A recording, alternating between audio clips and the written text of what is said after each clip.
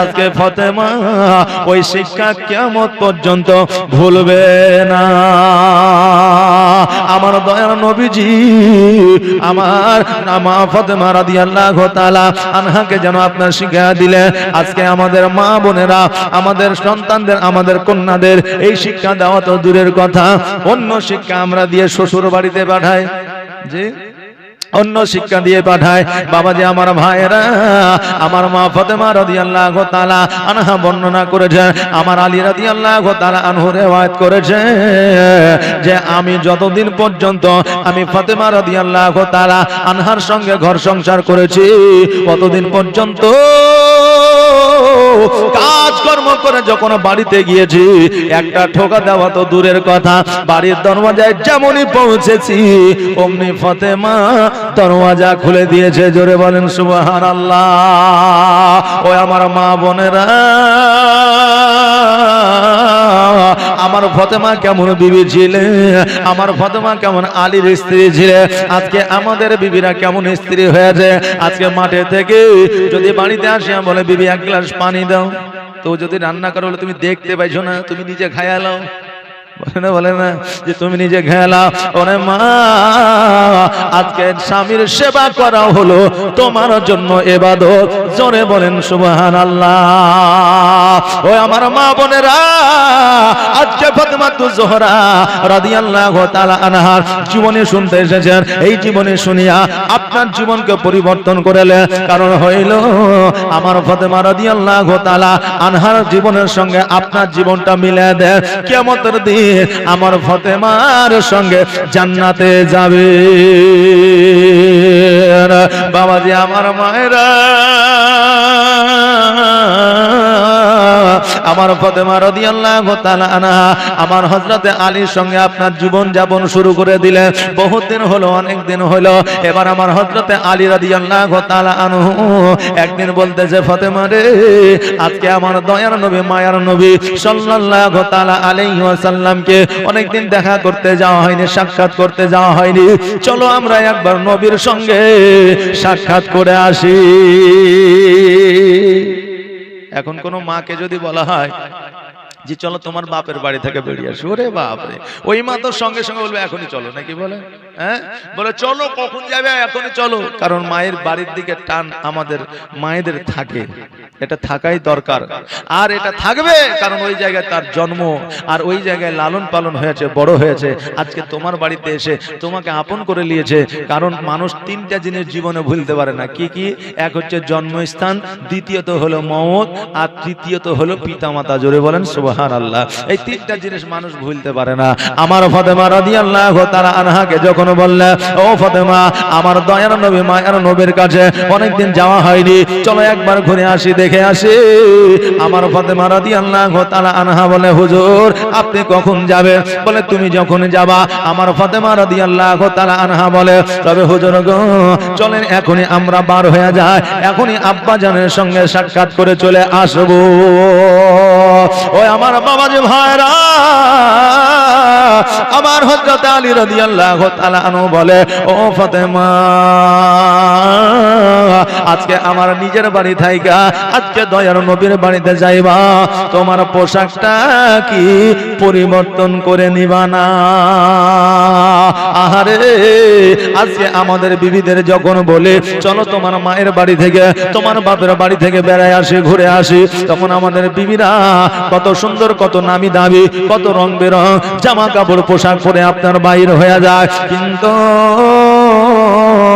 ওই বিয়ের সময় যে পোশাক পরে আমার ফাতেমা রাদিয়াল্লাহু তাআলা আনহা হযরত আলীর বাড়িতে এসেছে, সেই সময় ওই পোশাকটা পরিধান করে আছে, কারণ দ্বিতীয় কোন পোশাক নাই। জোরে বলা যাবে না সুবহানাল্লাহ।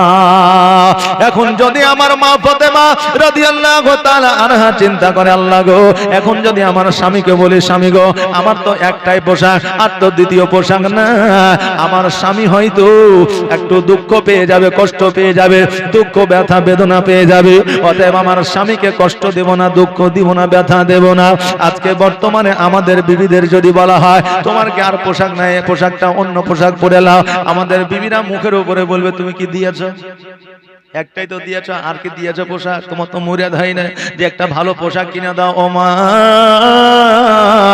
এইরকম কথা যদি স্বামীকে বলো আর স্বামী যদি বেজার হয়ে যায়, তোমার সমস্ত ইবাদত ভস্ময় হয়ে যাবে। ও বাবাজি ভাইরা, আমার ফাতেমা রাদিয়াল্লাহু তাআলা আনহা চিন্তা করে, আল্লাহ গো, আজকে আমার স্বামী কষ্ট পাবে, দুঃখ পাবে, এই জন্য আমি এই কথা বলবো না। আমার ফাতেমা রাদিয়াল্লাহু তাআলা আনহা বলে, স্বামী গো, ওই আমার মাথার তাজ, ওই আমার মাথার মুকুট, আমাকে এই পোশাকে কি আপনাকে ভালো লাগে না? কেমন বিবি দেখেন গো, স্বামীকে কষ্ট দেবে না, স্বামীকে দুঃখ দেবে না, স্বামীকে ব্যথা দেবে না। এই জন্য আমার মা ফাতেমা রাদিয়াল্লাহু তাআলা আনহা বলে, হুজুর গো, আমাকে কি এই পোশাকে ভালো লাগে না? স্বামী কেমন দেখেন? এবার আমার হযরতে আলী রাদিয়াল্লাহু তাআলা আনহু বলে, বিবি রে, আজকে এই পোশাকে তোমাকে কেন ভালো লাগবে না? আমার হযরতে আলী রাদিয়াল্লাহু তাআলা আনহু মনে মনে ভাবছেন, আল্লাহ, আজকে যদি আমার ফাতেমাকে বলি এই পোশাকে তোমাকে ভালো লাগে না, একটা অন্য পোশাক পরে না, তাহলে আমার ফাতেমা হয়তো কষ্ট পেয়ে যাবে, দুঃখ পেয়ে যাবে, ব্যথা বেদনা পেয়ে যাবে। অতএব আমার ফাতেমাকে কষ্ট দেব না, দেব না। এই জন্য আমার ফাতেমাকে বলছে, ও আমার বিবি ফাতেমা, আজকে এই পোশাকে তোমাকে দেখতে তো সুন্দর লাগে, মনে হয় জান্নাতি রমণী দাঁড়ায়া আছে। আমার ফাতেমা আলী রাদিয়াল্লাহু তাআলা আনহুর কথায় যেন আপনার খুশি হয়ে গেলে, আমার ফাতেমা রাদিয়াল্লাহু তাআলা আনহার কথায় যেমন আপনার আলী খুশি হয়ে গেলেন। জোরে বলেন সুবহানাল্লাহ। স্বামী স্ত্রী তো এমনই হওয়া দরকার, নইলে স্বামীর কথা স্ত্রী সহ্য করতে পারে না, আর স্ত্রীর কথা স্বামী সহ্য করতে পারে না। আহারে, এমন জগতের মধ্যে স্বামী আছে, বিবি আছে, স্বামী আর স্ত্রীর মধ্যে কোন রকম মেল হয় না। এই জন্য অনেক পরিবার আছে, অনেক বাড়িতে আপনার স্বামী স্ত্রী আছে, যে এক বিছানায় স্বামী স্ত্রীতে ঘুমায় না। যেই বাড়িতে স্বামী আর স্ত্রী একই জায়গায় একই বিছানায় না ঘুমায়, আল্লাহর ফারিস্তারা ওই আপনার বান্দির জন্য আল্লাহর দরবারে বড়দোয়া করতে থাকে। জোরে বলেন সুবহানাল্লাহ। শুধু তো এটাই নয়, এটাই নয়, এখনো স্বামী যদি স্ত্রীকে ডাকে, বিবি একটু শোনো, আদর করে যত্ন করে যদি ডাকে, আর ওই বিবি যদি ওই স্বামীর কথা না শোনে, এখন স্বামী যদি স্ত্রীকে ডাকে, ওরে বিবি একটু আমার কাছে আসো, আর বিবি যদি না আসে, আমার আল্লাহর ফারিস্তারা ওই বিবির জন্য আল্লাহর দরবারে বরদোয়া করে। জোরে বলেন সুবহানাল্লাহ। যতই কাজ থাক না কেন রে বিবি, আজকে তোমার কাজ হলো স্বামীকে খুশি করা। আজকে স্বামী যদি একটু রাগান্বিত হয়ে যায়, তবুও তোমার কাজ হবে মিচকি হাসা। জোরে বলুন সুবহানাল্লাহ। আমার ফাতেমা রাদিয়াল্লাহু তাআলা আনহা আমার হযরত আলী রাদিয়াল্লাহু তাআলা আনহুকে বললেন, তাহলে চলেন আমরা আমাদের আব্বা জানের বাড়ি যাই। আজকে আমরা আমাদের দয়ার নবী, মায়ের নবী সাল্লাল্লাহু তাআলা আলাইহি ওয়াসাল্লামের কাছে যাই। এবার আমার হযরতে আলী রাদিয়াল্লাহু তাআলা আনহু আমার ফাতেমা রাদিয়াল্লাহু তাআলা আনহাকে নিয়ে যেন আপনার চলতে আরম্ভ করলেন। এবার কিছু দূর যাওয়ার পরে আমার হযরতে আলী রাদিয়াল্লাহু তাআলা আনহু বললেন, ও আমার বিবি ফাতেমা, আজকে আমার দয়ার নবী মায়ের নবীকে দেখার জন্য আমি যাব, আমার দয়ার নবী মায়ের নবীর বাড়িতে যাব। অতএব ফাতেমা, আজকে আমার নবীজির জন্য কিছু মিষ্টান্ন খাবার নিয়ে আসি, তুমি ততক্ষণ আমার নবীর বাড়িতে যাও, আমি পরে আসতেছি। আমার ফাতেমা রাদিয়াল্লাহু তাআলা আনহা বললেন, ঠিক আছে। এবার আমার ফাতেমা রাদিয়াল্লাহু তাআলা আনহা আমার নবীজির বাড়িতে যাইয়া দূর থেকে আপনার দরওয়াজা থেকে যেন সালাম দেয়, আসসালামু আলাইকুম। আপনার সালাম যখন দিলে, আমার নবীজির সালামের উত্তর দিলে, এবার আমার নবীজি বললেন, ফাতেমা, আজকে তুমি কি ব্যাপার আমার বাড়িতে এসেছো? বাপে বলছে আজকে তুমি আমার বাড়িতে এসেছো, আজকে আমাদের মেয়ে হলে আমরা কি বলতাম এসেছিস মা, আয় আয় বস, কি ব্যাপার জামাই কোথায়, জামাই তোমার চেন্নাই বা জামাই আসেনি, আমাকে পাঠালো তাই আমি চলে আসলাম, আমরা তো তাই বলি সাধারণত, না কি বলে? আমার ফাতেমা রাদিয়াল্লাহু তাআলা আনহা কি বলছেন দেখে, আমার মা ফাতেমা রাদিয়াল্লাহু তাআলা আনহা কি আমার দয়ার নবী মায়ের নবী সাল্লাল্লাহু তাআলা আলাইহি ওয়াসাল্লাম যখন বললেন ফাতেমা আমার বাড়িতে এসেছো কি ব্যাপার, আমার ফাতেমা রাদিয়াল্লাহু তাআলা আনহা বললেন হুজুর গো আমি জান্নাতের রানী ফাতেমাতুজ জোহরা আপনার বাড়িতে হাজির হয়েছি, তাতে কি আপনি খুশি না? আপনার বাড়িতে এসেছি কেন বলে, আমার দয়ার নবী মায়ার নবী সাল্লাল্লাহু তাআলা আলাইহি ওয়াসাল্লাম বলে ও ফাতেমা আজকে তুমি আমার বাড়িতে এসেছো, আমি অতক্ষণ পর্যন্ত খুশি নয় যতক্ষণ পর্যন্ত আলী তোমার সঙ্গে না আসবে। জোরে বলেন সুবহানাল্লাহ। ফাতেমা বলতেছে হুজুর গো আমরা স্বামী স্ত্রী দুইজনে আসছিলাম, আপনার জন্য কিছু মিষ্টান্ন খাবার আনতে গিয়েছে, এই জন্য আমাকে অগ্রিম পাঠায় দিয়েছে, আপনার বাড়িতে আমি চলে এসেছি। আমার দয়ার নবী মায়ার নবী সাল্লাল্লাহু তাআলা আলাইহি ওয়াসাল্লাম বলে ফাতেমা আমার জামাই যতক্ষণ পর্যন্ত না আসবে, আমার আলী রাদিয়াল্লাহু তাআলা আনহু যতক্ষণ পর্যন্ত না আসবে ততক্ষণ পর্যন্ত আমার বাড়িতে প্রবেশ করবে না। জোরে বলেন সুবহানাল্লাহ। হে বাবাজি ভাইরা, আমরাও যদি এই রকম সহানুভূতি আমাদের জামাইদের যদি দেখায়, আমাদের জামাইরা কোনদিন মেরে কষ্ট দিবে না। আমার আলী রাদিয়াল্লাহু তাআলা আনহু যখন আপনার কিছু খেজুর কিনে নিয়ে এসে আমার নবীজের বাড়িতে আসলেন, ফাতেমাকে ডাক দিয়া বলে বিবি রে কি ব্যাপার তুমি এই জায়গায় দাঁড়ায় কেন? ফাতেমা রাদিয়াল্লাহু তাআলা আনহা বলে ওগো আমার প্রাণের স্বামী, আমার আব্বা জান আমাকে বলেছে যতক্ষণ পর্যন্ত আপনি না আসবেন ততক্ষণ পর্যন্ত আমার প্রবেশ নিষেধ। আমার দয়ার নবীজির কথা শুই না আমি এই জায়গায় দ্বন্দ্বায়মান হয়ে আছি। আমার হযরত আলী রাদিয়াল্লাহু তাআলা আনহু উনি যেন একটু মিচকে হাসলেন, একটু মিচকে হাসলেন। আর এখন যদি আমরা যদি যাইতাম আমরা বলতাম যারা নিজের মেয়ের তাকেই তো জায়গা দেয়নি, আমি তো পরের বেটা কি করে যায়, চলো আর যাইতে হবে না বাড়ি চলো, বলতাম না যে চলো বাড়ি চলো। বাপরে আমাদের এখন বর্তমানে যারা সুবহানাল্লাহ, এখন শ্বশুর আমইতে একটা জামা দেয়নি বলে এখন শ্বশুর বাড়ি যাবে না, কি জ্বালা। আচ্ছা আমইতে বলে কি আমাদের শরীয়তে কোনো জিনিস আছে যে আছে? নাই। খুশি মনে শ্বশুরেরা দেয়, শাশুড়িরা দেয়, যার হয়তো সামর্থ্য আছে সে দেয়, যার সামর্থ্য নাই সে দিতে পারে না। তাই বলে যে ভাবেন না যে একটা জামা দেয়নি তা আমি যাব না, এইরকম ভাবিয়েন না। কারণ একটা জামার দাম কত। আর একটা ব্যাপার হলো যে জামার চাইতে আত্মীয়তার সম্পর্কটা বেশি না কম? জি বেশি। এই জন্য এই কিঞ্চিত সামান্য কিছু জিনিস নিয়ে আপনারা মতবিরোধ করিয়েন না। বাবাজি ভাইরা আমরা হলে চলে আসতাম, কিন্তু আমার আলী রাদিয়াল্লাহু তাআলা আনহু মিচকে হাসি দিয়ে বলতেছে ও ফাতেমা আজকে আমার দয়ার নবী মায়ের নবী সাল্লাল্লাহু তাআলা আলাইহি ওয়াসাল্লাম তোমাকে যতটা ভালোবাসে আমাকেও ততটা ভালোবাসে, এই জন্য তোমাকে দেখেছে আমাকে দেখে না, এই জন্য নবীজি তোমাকে বলেছে প্রবেশ করবে না। আহারে আজকে আমাদের নিজের কন্যাকে যেমন ভালোবাসি ওই রকম ভালোবাসা যদি আমাদের সন্তানের মতো আমাদের জামাইদেরকে ভালোবাসা দিই, কোনদিন পণের জন্য টাকার জন্য আপনার কন্যাকে আঘাত করবে না। এখন জামাই এসেছে বাড়ি আর শ্বশুর বলছে জামাইয়ের সামনে কি বলিয়া দাঁড়াবো, মুখে আপনার কাপড় দিয়ে মাফলার দিয়ে পালাইছে আপনার চায়ের দোকান। জামাই মানুষ জামাই আছে। আচ্ছা জামাইয়ের সামনে দাঁড়াইতে কোনো ব্যাপার আছে নাকি? হ্যাঁ আবার এদিকে বিহানের সামনে যে খুব দাঁড়িয়ে গল্প করছে, মানে বিহানের সামনে দাঁড়ানো জায়েজ আছে আর জামাইয়ের সামনে দাঁড়ানো জায়েজ নাই নাকি? হ্যাঁ বাবজি ভাইরা আমাদেরকে নবী যেটা বলেছেন সেটা করি না, আর যেটা বারণ করেছে সেটার দিকে আমাদের খুব লক্ষ্য আছে। বাবজি ভাইরা আমার মায়েরা একটু বুঝের ব্যাপারগুলো যে কোথা থেকে কি হচ্ছে কোথা থেকে কি হয়।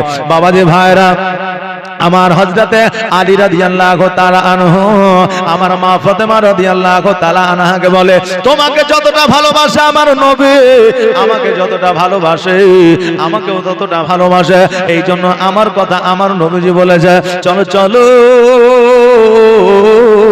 আর দাঁড়ায়া না থাকিয়া আজকে আমার নবীর সঙ্গে একবার সাক্ষাৎ করে দি।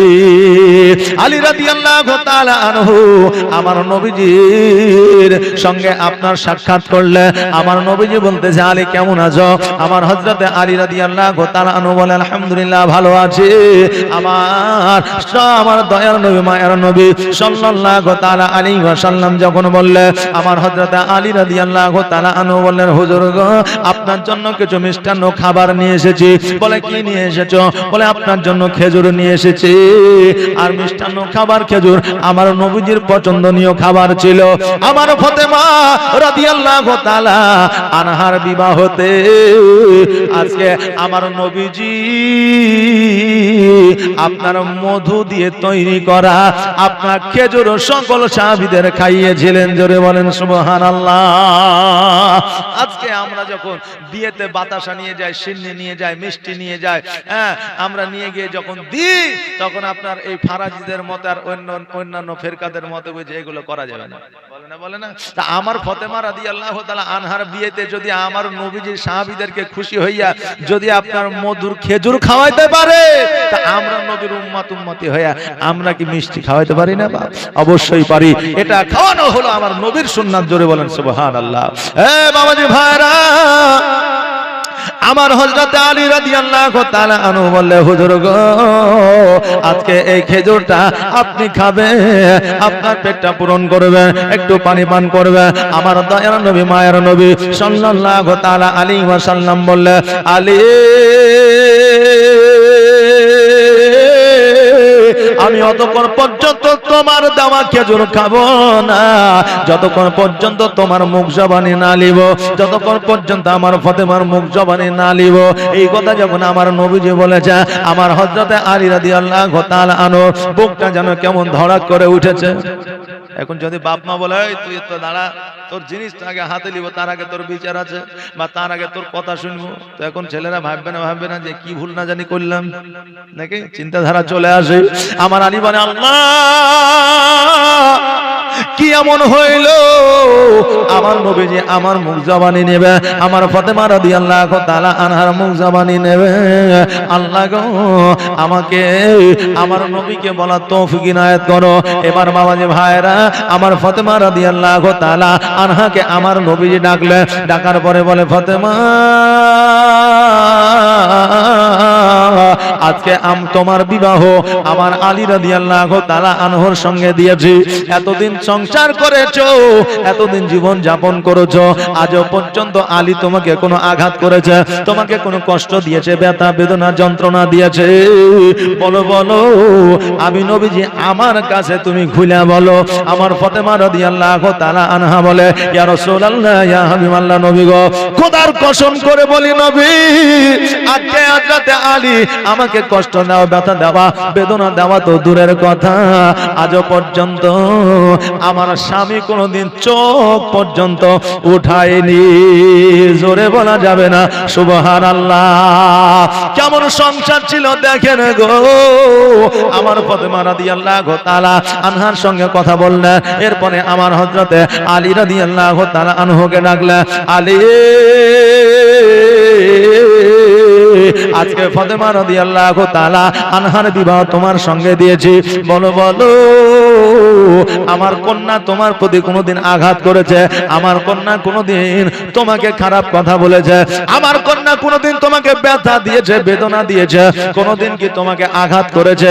আমার হযরতে আলী রাদিয়াল্লাহু তাআলা আনহু বলে ইয়া রাসূলুল্লাহ ইয়া হাবিবাল্লাহ নবী গো খোদার কসম করে বলি যতদিন থেকে আমার ফাতেমার সঙ্গে বিবাহ হয়েছে ততদিন থেকে আমার হযরতে ফাতেমা রাদিয়াল্লাহু তাআলা আনহা আমাকে ব্যথা দেওয়া তো দূরের কথা, আমি যখন কাজ কর্ম করে বাড়িতে আসি আমার ফাতেমার মিচকি হাসি দেখলে আমার অন্তরের ব্যথা দূর হয়ে যায়। জোরে বলেন সুবহানাল্লাহ।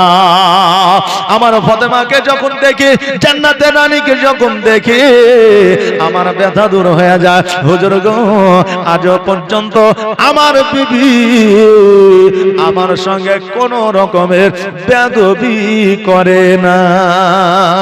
করবে কেমন করে? ও কি সাধারণ নারী নাকি? ও কি আমাদের আপনাদের মতো বিবি? যে দুর্ব্যবহার করবে। আজকে তো এমনও বিবি আছে যে স্বামীকে চড় পর্যন্ত মেরে দেয়, এইরকম লাইভও আছে যে এমনও বিবি আছে যে স্বামীকে পর্যন্ত চড়ও মেরে দেয়, আঘাতও করে দেয়। হায় হায় হায়, ওই বিবির জাহান্নাম ছাড়া কোনো গতি নাই, ওই বিবির জাহান্নাম ছাড়া কোনো গতি নাই। কারণ আমার দয়ার নবী মায়ের নবী সাল্লাল্লাহু তাআলা আলাইহি ওয়াসাল্লাম বলেছেন, হে আমার উম্মতিরা রে, আজকে তোমাদের স্বামী যদি তোমার প্রতি একটু অখুশি থাকে আর তুমি সারা জীবন যদি ইবাদত করে করে নিজের কপালে যদি ঘটা লাগায়া দাও, তো ওই ইবাদত আল্লাহর দরবারে কবুল হবে না। জোরে বলেন সুবহানাল্লাহ। তাহলে স্বামীর যে মর্যাদা, স্বামীর যে ইজ্জত, সে স্বামীর মর্যাদা ইজ্জত বিবিদের দিতে হবে।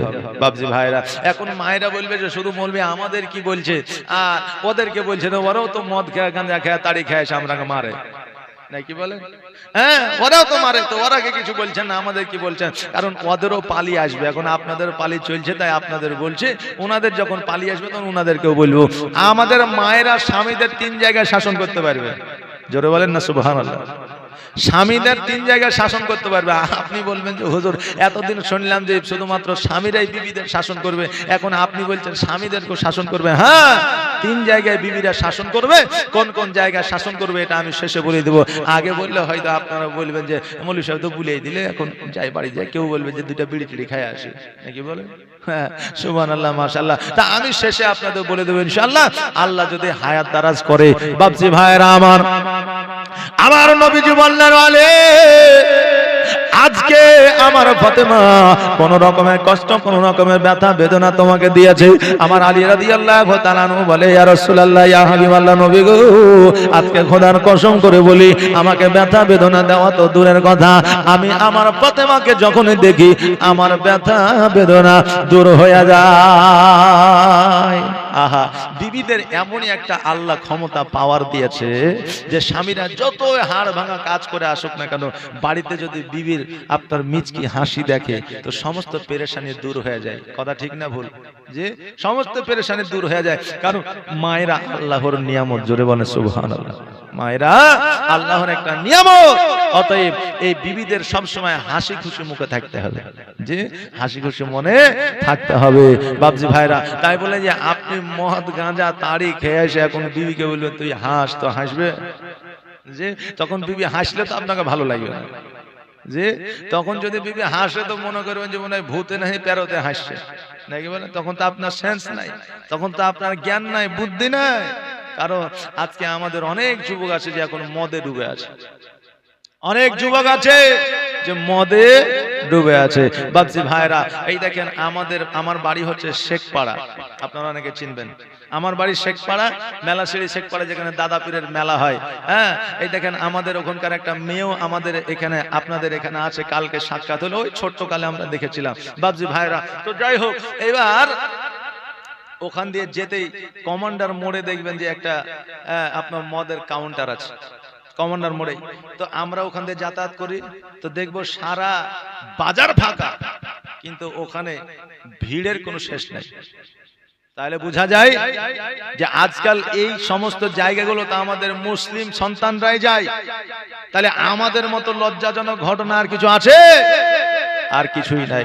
বাবজি ভাইরা, আজকে আমরা মুসলমান ঘরের ছেলেরা মদ খেয়ে রাস্তাঘাটে এখানে ওখানে পড়ে থাকে। বাবজি, আজকে আলেম ওলামা শুধুই বলে মদ খাওয়া হারাম, তোমরা হারাম কাজ করিও না, খাইও না। দেশের ইমাম সাহেব বলে, আমরা বলি, আরো কেউ বলে, কিন্তু এগুলো কর্ণপাত করে না। কিয়ামতের দিন কি জবাব দিবা? কিয়ামতের দিন কি বলবা? যে আল্লাহ খেয়েছিলাম আর একটু। যেমন আজকাল মোড়লরা বলে না, যে জোয়ান ছেলে ছেড়ে দেয়, কলেমা পড়ছে লা ইলাহা ইল্লাল্লাহ মুহাম্মাদুর রাসূলুল্লাহ, তো বলছে লা ইলাহা ইল্লাল্লাহ মুহাম্মাদুর রাসূলুল্লাহ। এখন মৌলভী সাহেব বলছে ঠিক হলো না, একটু ভালো করে বলো। তুমি চাই ছাড়েন গো ইমাম সাহেব, জোয়ান ছেলে, ও তো আর ভালো করে বলতে পারবে না। জি, আবার কিছু মুসল্লি আছে বুঝলেন, নামাজে আসবে, আসার পরে ও এমন ভাবে আজান দিবে বুঝলেন। এখন ইমাম সাহেব যদি বলে চাচা আজানটা একটু শিখালেন, কারণ আজানের শব্দটা খুব একটা ঠিক হচ্ছে না, তো উই আবার ঘুরিয়ে বলে মৌলভী সাহেব আপনি তো 2 বছর হইলো ইমামতিতে আসলেন, মনে হয় যে এই মসজিদে 2 বছর আসে, তো মনে করছে যে কোনোদিন ইমামতি করেনি। তো আপনি তো 2 বছর আসলেন, আমি 10 বছর থেকে আজান দিই, আজ পর্যন্ত কোনো মৌলবী ধুন ধরতে পারেনি, আপনি ধরে নিয়েছেন। হ্যাঁ, কারণ আপনার হয়তো আপনি ঠিকঠাক হয়তো জানেন না, কারণ এতদিন আমার ভুল ধরলেন না, আর এখন আপনি ভুল ধরছেন। আপনি হয়তো জানেন না, আমি বেশি আপনার চাইতে জানি। জোরে বলেন নাউজুবিল্লাহ। কারণ একজন আলেম 12 বছর 13 বছর ধরে তাজবিদ পড়ে ও তাজবিদ সম্পর্কে এখনো পর্যন্ত সঠিকভাবে অভিজ্ঞতায় আনতে পারেনি। আর ও কোনোদিন মাদ্রাসায় না যায়, কোরআন শরীফ না শিখে শুধু আজানটা দিতে শিখেছে, তাই ইমাম সাহেবের সাথে টেক্কা লিয়ালে। মুসল্লি আপনাদের দেশে হয়তো নাই, কিন্তু অনেক দেশে আছে, হ্যাঁ, যে মুসল্লিরা ইমাম সাহেবের সাথে কেরাতে পাল্লা দিয়ে দেয়, বলে আমাদের মৌলভী সাহেবের কেরাত ভালো লাগে, কেমন জানি কেরাত করার চাইতে আমি ভালো পারবো। আর এমন ভাবে কেরাত করবে বুঝলেন, আর কেরাতের জায়গা নেকি তো দূরের কথা, গুনাহ বেশি করবে, যে গুনাহ বেশি করবে। আবার উনি বলবে যে ওর চাইতে আমি বেশি জানি। বাবজি ভাইরা আমার, তাই আজানটা তো এখন এমন হয়ে গেছে যে আজানটাকে আমরা মনে করি অনেকে যে বাংলায় হয়। এক হাজী সাহেব হজ করতে গেছে, হজ করে বাড়িতে এসেছে, এবার কিছু আপনার মুসল্লি দেখতে গেছে, হ্যাঁ, তারপরে জমজমের পানি খেতে গেছে, কিছু খেজুর দেয়, খেজুর খেতে গেছে। যাওয়ার পর বলছে, ভাই হাজী সাহেব আপনি যে মক্কা মদিনায় গেলেন, তো ওখানকার কিছু কথা আপনি বুঝতে পেরেছেন? তো বলছে, ভাই কি বুঝবো, সবই তো আরবি, শুধু একটা জিনিসে বুঝতে পেরেছে। কি? তো বলছে আজান, ওটাই শুধু বাংলাতে হয়। আচ্ছা বলেন, আজান কি বাংলায় হয়? যে আজানও আরবিতে হয়, কিন্তু ওর বাংলায় আজান শুনে শুনে, বাংলায় থাকে থাকে আজান শুনে শুনে আর আজানটাও বাংলা হয়ে গেছে।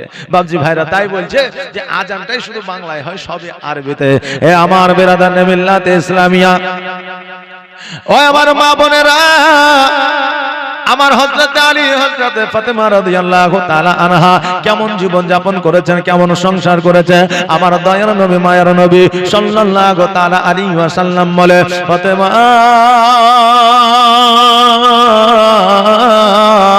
আজকে তোমার কথা আমি শুনলাম, আলী আজকে তোমার কথা আমিও শুনলাম।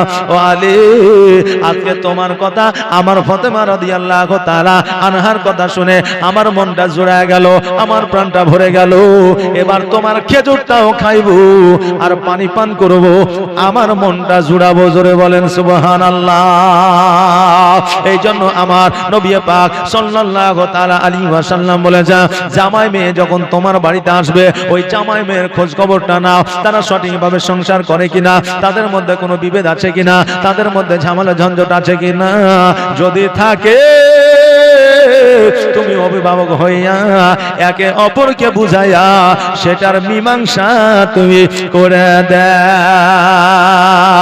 ও আমার বাবাজি ভাইরা, আমার নবী পাক সাল্লাল্লাহু তাআলা আলাইহি ওয়াসাল্লাম খেজুরটা খাইলে আর পানি পান করলে, আমার হযরত আলী রাদিয়াল্লাহু তাআলা আনহু আমার মা ফাতেমা রাদিয়াল্লাহু তাআলা আনহাকে নিয়ে আপনার বাড়ির দিকে আসলে। এবার বাড়ির দিকে আসার পরে কিছুদিন অতিবাহিত হওয়ার পরে আমার মা ফাতেমা রাদিয়াল্লাহু তাআলা আনহা এবার মা হতে চলেছে। এটা কিন্তু আমার মা ফাতেমা রাদিয়াল্লাহু তাআলা আনহা জানতে পারলেন, বুঝতে পারলেন। একটু আগে আপনার ইমাম সাহেব বলতেছিলেন যে আমার হযরত ফাতেমা রাদিয়াল্লাহু তাআলা আনহার জীবনে কোনোদিন মাসিক হয় না, কিন্তু কেমন করে বুঝলেন? আমার হযরতে ইমাম হাসান রাদিয়াল্লাহু তাআলা আনহু আমার ফাতেমা রাদিয়াল্লাহু তাআলা আনহার গর্ভে এসেছে। আমার ফাতেমা রাদিয়াল্লাহু তাআলা আনহু আপনার বহু জ্ঞানের আপনার মানুষ ছিলেন এবং খুব গভীর জ্ঞানের আপনার মানুষ ছিলেন। আমার হযরতে ফাতেমা রাদিয়াল্লাহু তাআলা আনহা তিনি জানতে পারলেন, বুঝতে পারলেন আমার গর্ভের সন্তান চলে এসেছে। তবে বাবাজি ভাইরা, আজকে আমরা অন্যান্য নারীকে দেখলে আমরা যেমন বুঝতে পারি এই মাটা সন্তানের মা হতে চলেছে, কিন্তু আমার ফাতেমা রাদিয়াল্লাহু তাআলা আনহাকে দেখে কেউ কোনোদিন বুঝতে পারে না। আহারে, আমার মা ফাতেমা রাদিয়াল্লাহু তাআলা আনহা ইমাম হাসান রাদিয়াল্লাহু তাআলা আনহু যখন আপনার গর্ভে এসেছিলেন, অনেক আপনার অলৌকিক দৃশ্য দেখেছিলেন। আমার হযরতে জিবরিল আলাইহিস সালাম জগতের মধ্যে আসিয়া আপনার মা ফাতেমা রাদিয়াল্লাহু তাআলা আনহার বাড়িতে কাজ ও কর্ম করে দিয়েছে। আজকে যেমন বর্তমানে আমাদের মায়েদের গর্ভে যখন সন্তান আসে, ডাক্তারে বলে দেয় পুরোপুরি রেস্টে থাকবে, বেড রেস্ট, কোনো রকম ভাবে কাজকর্ম করা যাবে না, চলা যাবে না, চলাফেরা যাবে না, হাঁটা যাবে না, সিঁড়ির ওপর দিয়ে ওঠা যাবে না, ছাদের ওপরে যাওয়া যাবে না। কারণ এই জন্য বলে, ওই মায়ের ভালাইয়ের জন্য বলে। এটা তো জগতের ডাক্তার বলেছে, আপনার সেবা জগতের মানুষ করে, কিন্তু জান্নাতের রানী আমার ফাতেমা রাদিয়াল্লাহু তাআলা আনহাকে আমার আল্লাহ কত সম্মান দিয়েছেন দেখেন। ইমাম হাসান রাদিয়াল্লাহু তাআলা আনহু আমার মা ফাতেমার গর্ভে এসেছে বলে আল্লাহর ফেরেশতা আমার মা ফাতেমার কাজ ও কর্ম করে দেয়। জোরে বলেন সুবহানাল্লাহ। ও আমার মা বোনেরা,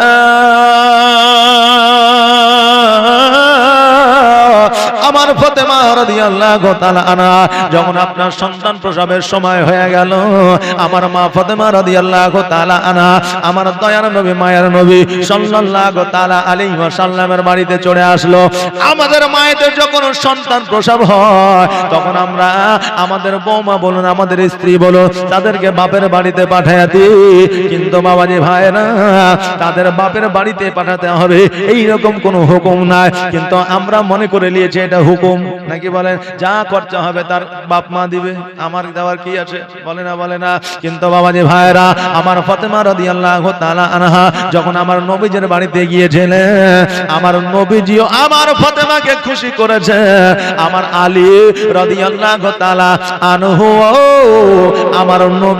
আমার নবীর বেটি ফাতেমাকে খুশি করেছেন। জোরে বলেন সুবহানাল্লাহ। আর আজকে আমরা বর্তমানে আমাদের বিবিদের পাঠায় দি বাপের বাড়িতে, খোঁজ খবর নেই না, বলে তার বাপ মা তো আছে। আরে ওর বাপ মা তো আছে ঠিকই, ওর বাপ মা তো দেখবে ঠিকই, কিন্তু তুমি যে স্বামী হয়েছ, তুমি যে তার অভিভাবক হয়েছ, তুমি যে তার মাথার তাজ হয়েছ, তো তোমাকে খোঁজ নিতে হবে না, এটা তোমাকে কে বলেছে? অনেক স্বামী আছে না নাই, খোঁজ নেয় না, পাঠিয়ে তো দিয়েছি বাপের বাড়িতে।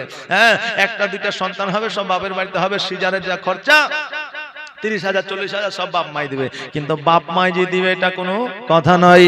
বাপ মা যদি দিতে না পারে, তুমি দিবা, তোমাকে দিতে হবে, যেহেতু তোমার বিবি। ও বাবাজি ভাইরা, আমার মায়েরা, আমার ফাতেমা রাদিয়াল্লাহু তাআলা আনহা আমার নবীজির বাড়িতে গেলে, এবার নবীজির বাড়িতে যাইয়া কিছুদিন পরে আমার মা ফাতেমা রাদিয়াল্লাহু তাআলা আনহা সন্তান প্রসব করলে। আমার মা বোনেরা, যখন আমার মায়েরা সন্তান প্রসব করে, আমার মায়েদের 40 দিন আপনার নেফাস হয়, কেউ বলে 35 দিন, কেউ বলে 30 দিন। বাবাজি ভাইরা, আমার ইমাম সাহেব, আপনার ইমাম সাহেব বলছিলেন আমার ফাতেমার জীবনে কোনোদিন নামাজ কাজা নাই। আপনি বলবেন হুজুর গো, একটা সন্তান হইলে যখন তার আপনার নেফাস হয়ে যায়, তখন কিন্তু সেই মহিলাটি অপবিত্র থাকে, সে নামাজ কেমন করে পড়বে?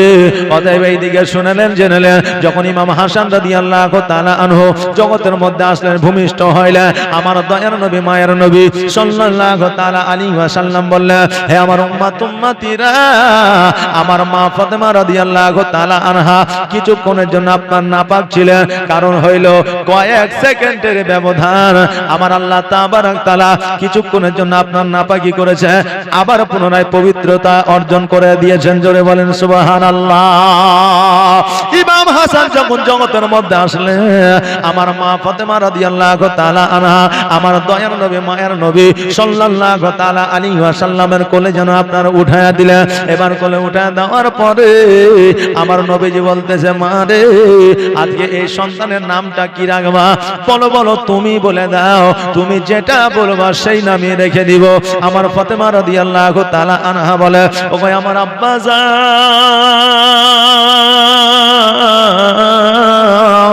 এই নামটা আমার নাম আপনি রেখেছেন, উম্মে সালমা আপনি রেখেছেন, উম্মে কুলসুম আপনি রেখেছেন, জয়নব আপনি রেখেছেন। ও ভাই আমার আব্বা, আমার সন্তানের নামটাও আপনাকে রাখতে হবে। জোরে বলেন সুবহানাল্লাহ।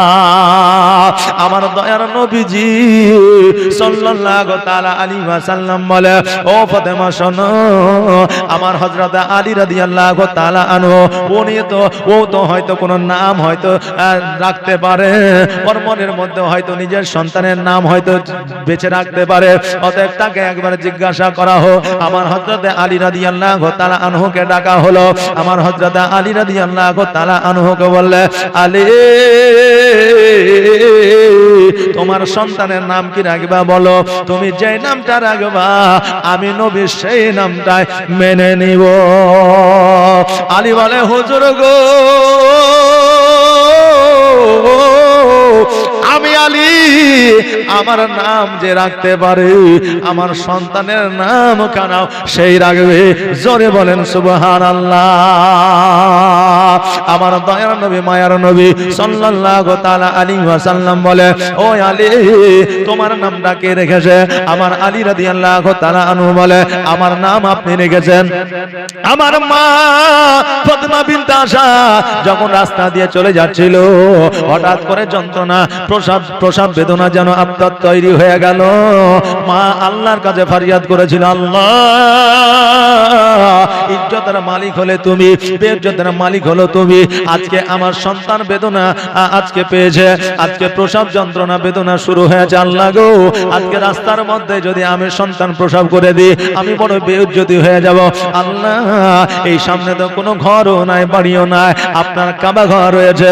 ও আল্লাহ, আজকে কাবা ঘরের তালা মারা আছে, এমন একটা তুমি অলৌকিক দৃশ্য দেখায় দাও, আমি যেন কাবা ঘরের মধ্যে আমার সন্তান প্রসব করাইতে পারি। জোরে বলেন সুবহানাল্লাহ। সঙ্গে সঙ্গে আমার আল্লাহর কুদরতে ওই কাবা ঘরের দেওয়াল যেন আপনার চড়চড় করে ফেটে গেল। আমার হযরতে আলী রাদিয়াল্লাহু তাআলা আনহুর যেন আম্মা জান আপনার ভিতরে প্রবেশ করলেন, আপনার ওই কাবা ঘরের মধ্যে প্রবেশ করিয়া নিজের সন্তানের আপনার জন্ম দিলেন।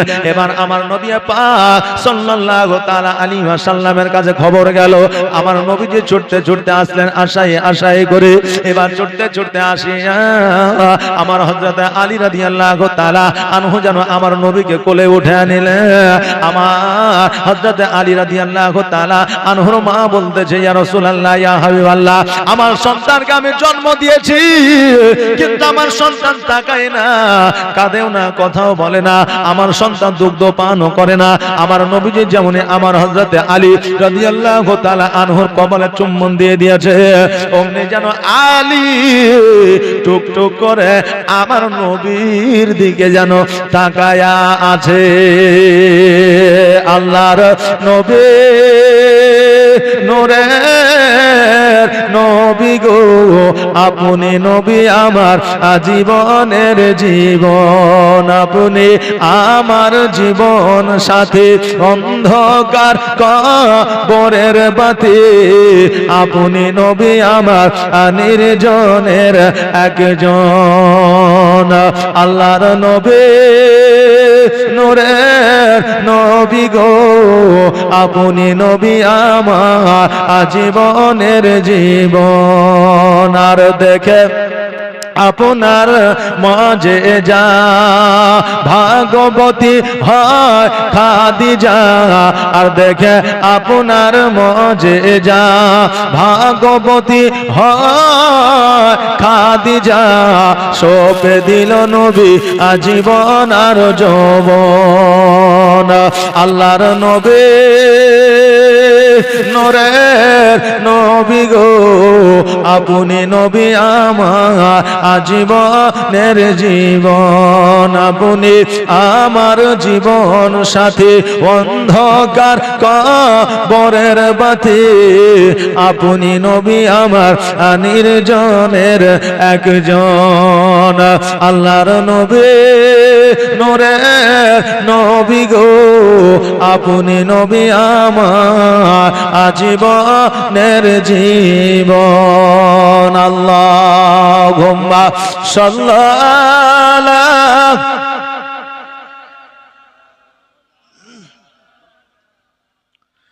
ওয়ালা আলে সাইয়্যিদিনা মাওলানা মুহাম্মদ সাল্লাল্লাহু মুহাম্মাদিন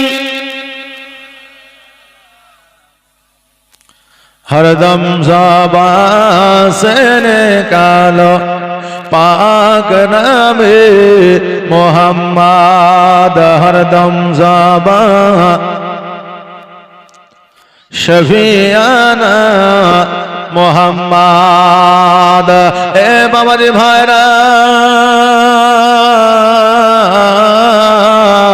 আমার নবীজি হযরত আলীর কবলে যেমন চুম্বন করে দিলে, আমার আলী রাদিয়াল্লাহু তাআলা আনহু চোখ দুটো খুলে যেন আমার নবীর দিকে তাকালে, হযরত আলী রাদিয়াল্লাহু তাআলা আনহু আমার নবীজি গোসলটা বানিয়ে দিলে, আর যেন আমার নবীজি কানে কানে বলে দিলে, আলী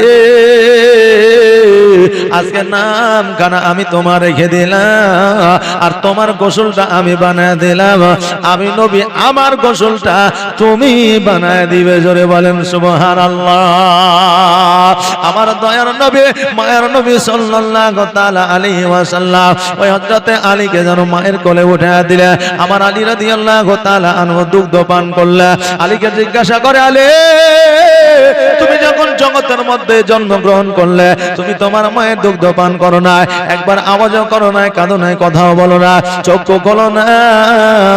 তোমার মা ভেবেছিল আমার সন্তান হয়তো অন্ধ, আমার সন্তান হয়তো কথা বলতে পারে না, আমার সন্তান হয়তো অসুস্থ। তোমার মা ভেবেছিল তুমি যেমনি নবীকে দেখলা তেমনি যেন তোমার সবকিছু ঠিক হয়ে গেল। কারণটা কি? আলী রাদিয়াল্লাহু তাআলা আনহু বলেছিল, শোনো গো, আমি মায়ের গর্ভ থেকে নিয়াত করেছিলাম আমি যতক্ষণ পর্যন্ত নবীকে না দেখব ততক্ষণ পর্যন্ত আমার চক্ষু খুলবো না, সবার আগে আমার নবীকে দেখবো, তারপরে সারা জাহান দেখবো। জোরে বলেন সুবহানাল্লাহ। আর আমার নবীকে যতক্ষণ পর্যন্ত না দেখবো ততক্ষণ পর্যন্ত আমি মায়ের দুগ্ধ পান করব না। আমার আলী রাদিয়াল্লাহু তাআলা আনহু বলেছিলেন, আলী বলে, ইয়া রাসূলুল্লাহ, ইয়া হাবিবাল্লাহ, নবী গো, যে নাম আমার আপনি রেখেছিলেন ওই নাম খানা আমার সন্তানের আপনি রাখবেন। জোরে বলেন সুবহানাল্লাহ। যে নামখানা আপনি রেখেছিলেন ওই নামখানা আমার সন্তানের আপনিও রাখবেন। বাবজি ভাইরা, আজকে আমাদের পোতা লাতিদের নাম রাখালে আমরা কিন্তু ঝামেলা শুরু করে দিই। আপনার মেয়ে পক্ষ বলে যে না আমরা নাম রাখবো, আর ছেলে পক্ষ বলে যে না আমরা নাম রাখবো। এবার দেখা যায় ওদের পছন্দ মতো নাম ওরা রাখলো, আর ওদের পছন্দ মতো নাম ওরা রাখলো। যে একটা ছেলে দুইটা নাম দেয়। যখন আধার কার্ড হয় আর ভোটের ছবি হয় তখন দেখবেন আধার কার্ডে হয় আব্দুর রহিম, আর আপনার ভোটার কার্ডে হয় আব্দুল সাত্তার, মানে দুইটা নাম, আধার কার্ডে একটা, ভোটার কার্ডে একটা। এবার যখন আপনার ওই রেশন কার্ডে মাল তুলতে যায় তখন বলে তুমি আগে লিঙ্ক করে আসো। এবার লিঙ্ক যখন করতে যাবে তখন লিঙ্ক আর হবে না, কারণ এই দিয়ে এক নাম আর ওই দিকে এক নাম, তাহলে লিঙ্ক কি করে হবে? তখন এবার কৃষ্ণনগর আর কলকাতা আর দিল্লি আর বোম্বাই এবার ছুটে বেড়াবে। যে তাই ছেলেদের নাম একটা রাখবেন, নামটা যাতে শরীয়ত মতে হয়, যে নামটা যাতে ইসলামিক মতে হয়। কিন্তু আমরা তো এখন বর্তমানে নাম রাখছি রেন্টু, মন্টু, সেন্টু, ঝন্টু, বুঝলেন না? আগে নাম কিন্তু এরকম রাখতো আপনার, এই যে ভেটু বলেও নাম আছে, জি নাই? ভেটু নামের কোনো অর্থ আছে? যে কেন শব্দের কোনো অর্থ আছে? এরকম নাম রাখতো। আর আগের মানুষ কিন্তু বুঝতেও না। আর এখন তো বুঝলেন এই রকি, ঢকি, টকি এইরকম নাম রাখছে, বুঝলেন না? যেগুলো হয়েছে আপনার অ্যাকচুয়ালি যারা বিদেশে শহরে যারা আপনার কি বলে পশু পালন করে ওই পশুদের নাম রাখে, আর আমরা গ্রামে মনে করি সবচাইতে ভদ্র নাম, ওই জন্য আমাদের ছেলেদের নাম রাখি। বাবজি ভাইরা, দেশে ইমাম আছে যোগ্যতম, আপনি ইমামের কাছে যান, বলে হুজুর একটা শরীয়ত নাম রেখে দেন তো, নাম রেখে দেবে। একজনের 4টা সন্তান হয়েছে, কয়টা বললাম? 4টা সন্তান হয়েছে। তো মৌলভী সাহেবের কাছে গেছে, বলে হুজুর আমি তো নাম খুঁজে খুঁজে পাইনি, এই জন্য নামও রাখিনি, তা আপনার কাছে আসলাম যে আপনি নাকি ভালো নাম রাখতে পারেন, তো একটা ভালো নাম রাখেন না। তো বলছে কয়টা সন্তান? বলছে 4টা। মেয়ে বলছে একটা। মেয়ে ছোট না বড়? তো বলছে বড়। তো বলছে তাহলে আগে কার নাম রাখবো? বলছে আগে মেয়েটার নামই রাখেন। তো বলছে রাখো ফতেমা। বলছে হবে না। বলছে খাদিজা। বলছে তাও চলবে না। বলছে রহিমা। তো বলছে আগের নাম, কিছু মডার্ন নাম রাখেন। মৌলভী সাহেব 1998 সালে দেখেছিল বেদের মেয়ে জোসনা, তো ও বলছে যে তোমার মেয়ের নাম রেখে দাও জোসনা। তো ও বললো এই নামটাই ঠিক আছে। তো জোসনা নাম তো খারাপ না, জোসনা মানে আলো, জ্যোতি, নূর, নাকি বলেন? হ্যাঁ, তো নাম রেখে দিয়েছে জোসনা। এবার বলছে তাইলে আমার ছেলেগুলার নাম রেখে দাও। মৌলভী সাহেব তো দেখছে যে এ খারাপ নাম ছাড়া ভালো নাম রাখবে না, হ্যাঁ শরীয়তের নাম রাখবে না। তো মৌলভী সাহেব রাগ করে বলছে যে তোমার বড় ছেলের নাম রেখে দাও ছেঁড়া। জি, তো ও বলছে না খুব সুন্দর নাম, কারণ আনকমন নাম। এবার বলছে যে তাইলে এবার তোমার দ্বিতীয় ছেলের নাম রেখে দাও ফুটা, আর তৃতীয় ছেলের নাম রেখে দাও বাঁশি, আর ছোট ছেলের নাম রেখে দাও লাঠি। বুঝে বাহ, মৌলভী সাহেব কত সুন্দর নাম রেখেছে। যেগুলো নাম বুঝলেন তার অর্থ নাই, ওই রকম নাম রাখতে বুঝলেন কতজনা যে খুশি হয় তার কোনো ঠিক নাই বাবজি ভাইরা। এবার মৌলভী সাহেব দিল রাগ করে নাম রেখে, আর ও ভাবলো যে না এগুলো আসলে ভালো নাম রেখে দে, বাড়ি চলে আসলো। আচ্ছা মেয়ে যখন বড় হয় তখন তো আমরা বিয়ে শাদী দিই না জি, বিয়ে শাদী দিই। হয়তো ভগবানগোলা থেকে আপনাদের নসিপুর দেখতে আসে, আর নসিপুর থেকে আপনাদের ভগবানগোলা মেয়ে দেখতে যায়, যায় না? যায়। এবারে এদিকে জ্যোৎস্না বড় হয়েছে, জ্যোৎস্নার বিয়ে দিবে, ভগবানগোলা থেকে লোক এসেছে, আসার পরে মেয়ে দেখেছে, পছন্দ হয়েছে, পছন্দ হওয়ার পরে এবার দিন ধ্যান করবে, মানে লেনা পাওনা দিন যেটা আমাদের এখন বর্তমানে হয়। তো সেই দিনটাকে কি বলে যে পানসিন্নির দিন বলে নাকি? আর পানসিন্নির দিনে মোটামুটি খাওয়া দাওয়া বেশ ভালোই হয়, পোলাও বলেন, বিরিয়ানি বলেন, তারপরে ফ্রাইড বলেন, আর যাই বলেন না কেন ভালো খাওয়া দাওয়া হয়। যারা বেশ পোক্তা খাবার খেতে পারে তাদেরকে নিয়ে আসা হয় ওই দিনগুলারে, বুঝলেন? আর এখন তো বুঝলেন খাওয়া দাওয়া তো সেরকম নাই, যে খাওয়া দাওয়ার প্রতি আর ওই রকম প্লেয়ার পাওয়া যায় না। আগে বুঝলেন এক বালতি নাকি ক্ষীরই খাইলি, তো ক্ষীর বুঝেন তো, পায়েস, এক বালতি নাকি পায়েসই খাইলি। আগে বলে 1 কেজি 2 কেজি মিষ্টি বলে মানুষ বসলি খাইলি জি, আর এখন 4টা মিষ্টি খাইলে আর হবে না, বুঝলেন না? হ্যাঁ, তো বাবজি ভাইরা আমার এই দেখেন এবার পানসিন্নির দিন বুঝলেন 20টা 30টা লোক গেছে। এবার লোক যাওয়ার পরে লেনা পাওনা সবকিছু কমপ্লিট করে এবার বাড়িওয়ালা বললো যে সবই তো ঠিক আছে, সব হয়ে গেল, তা আপনাদের দাওয়াত থাকলে আপনারা খাওয়া দাওয়া করে যাবেন। আমাদের বলে না, বলে না, বলে খাওয়া দাওয়া করে যাবেন। এবার বললাম ঠিক আছে আলহামদুলিল্লাহ আপনার দাওয়াত কবুল করলাম, দেরি আর করেন না, খাবারটা তাড়াতাড়ি নিয়ে আসেন, কোথায় খাওয়াবেন বলেন। তবে যা বাইরে চালিতে খাওয়াবো, আপনারা একটু আসেন। এবার সবাই দাঁড়িয়ে আছে, আর ওই বাড়ির মালিক বলে ছেঁড়া পাটিগুলো নিয়ে আয়। এখন গায়ের মানুষগুলো বলছে হ্যাঁ রে, ইয়ার বাড়ি থেকে গোটা পাটি নাই নাকি? বলছে ইয়ার বাড়িতে গোটা পাটি নাই। মোড়ল বলছে শোন, ছেঁড়া পাটিতে বসে খায়ালে হবে, টেনশন নাই, কিছু বলা যাবে না, যা দিচ্ছে দিচ্ছে। এবার কিছুক্ষণ বলছে ফুটা থালি গুলালিয়া। আচ্ছা বলে, ও বলছে হ্যাঁ রে, ফুটা থালি থেকে আর খাওয়া হবে? ডাল যা থাকবে সবই তো পড়ে যাবে। মোড়ল বলছে, মোড়ল যারা হয় তারা তো একটা জ্ঞানী হয় না, হয় না যে একটু বুদ্ধিজীবী, একটু জ্ঞানী হয়। তো এবার মোড়ল বলছে শোন, ডাল কে হলিবি না, গোস্ত দিয়ে ভাজা দিয়ে খেয়ে নিবি, ডাল তাইলে থাকবেও না আর পড়িবেও না, বাণিজ্যদের ব্যাপার আছে। বাবজি ভাইরা সবাই বসে গেছে, সবাই বসে গেছে। এবার বলছে বেটা বাসি খাবার গুলো লিয়া। ভগবান লোক স্ট্যান্ডার্ড তো দাঁড়িয়ে গেছে, ওই মশাই তোমার বাসি খাবার খাইতে এসেছে নাকি? আছে হ্যাঁ, তোমার যে টাটকা আজকে পানসিন্নির দিন ভালো মন্দ খাবার হবে, আর তুমি বাসি খাবার লিয়ে তাই বলছো? ও বলছে যে আপনারা ভুল বুঝেছেন, আসলে বাসি খাবারও লয়, ছিঁড়া পাটিও লয়, ফুটা থালিও লয়। তাহলে তো বলছে যে আমার বড় ছেলের নাম হলো ছেড়া, দ্বিতীয় ছেলের নাম হইলো, মেজর ছেলের নাম হইলো আপনার কি বলে ফুটা, আর তৃতীয় ছেলের নাম হইলো বাসি। ও তাহলে ছেলেদের নাম তা আগে বলেন। আগে কি বলবো, আমার ছেলেগুলোকে অর্ডার করছে, বসেন বসেন। এবার সবাই বসে আছে, বলছে বেটা একবার লাঠি এদিকে আয়। আর অমনি বুঝলেন সব একবারে বান্না মাইরা দাঁড়িয়ে গেছে। লাঠির ব্যাপার মানে এবার মারপিট হবে মনে রে, চপালা। এই আপনার নসিপুরের মাঠ দিয়ে একবারে বাহাদুরপুর দিয়ে একবারে ভগবান বলা, বুঝলেন? আর থাকা যাবে না, কারণ লাঠির কথা বলেছে, আমাদেরকে হয়তো ভোগাপাট্টা দিয়ে বসা করাইছে, যে এখন লাঠিকে ডাকছে। বাবজি ভাইরা এবার লোক পালিয়েও গেল, বিহাটাও আর হইল না। আচ্ছা বলেন এটা কার দৌলতে হইল? নামের কারণে। কিছু কিছু নামের জন্য অপমান অপদস্থ হইতে হয়, হয় না? এখন মৌলভী সাহেব যদি জিজ্ঞাসা করে ভাই তোমার নাম কি, ওর নাম যদি রকি হয়, আর এই কথা শোনার পরে ও বলবে মৌলভীকে, হ্যাঁ বলতে একটু লজ্জা করবে। এখন এই ভাই তোমার নাম কি, বলতে লজ্জা আছে, বলো না। তো বলছে আমার নাম হচ্ছে রকি। তাহলে কি নাম রেখেছেন? ছেলে বলতে লজ্জা করছে। এখন যদি আব্দুর রহমান নাম রাখে তো বুক ফুলিয়ে বললো, সিনা চাওড়া করে, আমার নাম আব্দুর রহমান। যে সিনা চাওড়া করে বলবে। অতএব নাম শরীয়ত মোতাবেক রাখেন। আপনার দেশে ইমাম যোগ্যতম রেখেছেন, আপনি ইমাম সাহেবের কাছে বলেন যে হুজুর একটা ভালো নাম খুঁজে দেন, আপনার নাম খুঁজে দিবে। আমার আল্লাহ রাসূল সাল্লাল্লাহু তাআলা আলাইহি ওয়াসাল্লাম বলেছে যে আমার উম্মতি যদিও জাহান্নামে থাকে আর নাম যদি শরীয়ত মোতাবেক হয় তা আল্লাহর ফেরেশতারা ওর জন্য দোয়া করে ওই বান্দাকে আল্লাহ জান্নাতি করে দিবে। জোরে বলেন সুবহানাল্লাহ। তো নাম আমাদেরকে সেই রকম নাম রাখতে হবে। ভাবছি ভাইরা এখন আগে নাম আপনার মিঠুন নাম রাখতো, মিঠুন নাম রাখতো। তা একটা সিনেমার হিরো ছিল মিঠুন চক্রবর্তী, তো ওই নাম দেখে অনেকে মিঠুন রেখেছে। তো এখন কোন যোগ্য মানে যখন গণ্যমান্য কোনো মানুষ যদি জিজ্ঞাসা করতো যে আচ্ছা ভাই তোমার নাম কি, তো লজ্জা করতো। এখনো অনেক লোক আছে যে লজ্জা করে নিজের নাম বলতে, মানে ছোটতে রেখে দিয়েছে, ও হয়তো জানে না, এবার পরে বড় হয়ে ওর বুদ্ধি হয়েছে, বিদ্যা হয়েছে, তখন ওর নাম বলতে ওকে নিজেকে লজ্জিত মনে করে। ভাবছি ভাইরা তাই আমাদের সন্তানদের এমন নাম রাখবেন না যাতে ওই সন্তানটি বড় হয়ে যাতে নিজেকে লজ্জিত বোধ না করে, যে নিজেকে লজ্জিত বোধ না করে এইরকম নাম রাখবেন না। বাবাজি ভাইরা আমার দয়ার নবী মায়ার নবী সাল্লাল্লাহু তাআলা আলাইহি ওয়াসাল্লাম বলে আলে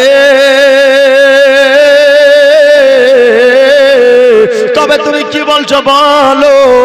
আমার আলী রাদিয়াল্লাহু তাআলা আনহু বলে ইয়া রাসূলুল্লাহ ইয়া হাবিবাল্লাহ নবী গো আজকে এই নামখানা আপনি রেখে দেন, আমরা নাম রাখতে চাই না।